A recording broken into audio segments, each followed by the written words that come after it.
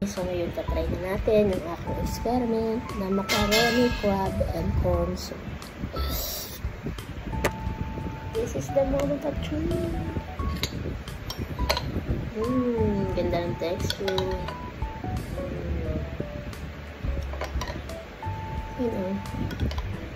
So, gusto ko kasi talaga kumain ng crab and corn soup. Tapos nakita ko, may tira kaming macaroni.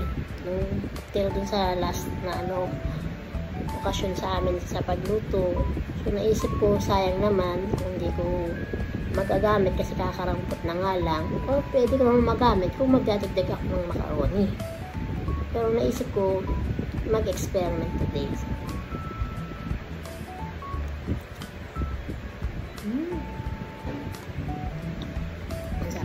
Ang sarap naman. So, pinakulong ko lang siya ng 8 minutes. Tapos, sinimmer ko naman siya ng mga 8 minutes pa. Tapos, ayan, ready to serve na. Ayan, Try nyo din, mga mamshi, at saka sa mga madiscarding nanay, mami, mama, especially sa mga single mom na nagpa-budget or nahihirapan mag-budget ng araw-araw na ulam o pagkain ng mga anak.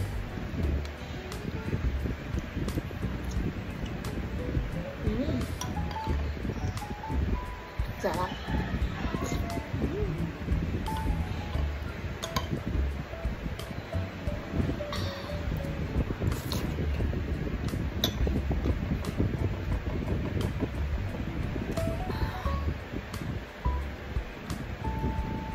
Recommended.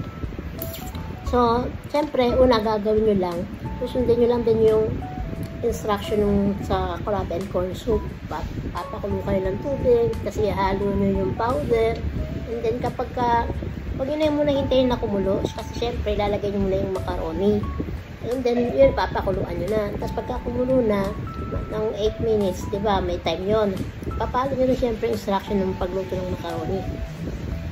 Tapos ng 8 minutes na yun, isisimmer siya ng mga 8 minutes din.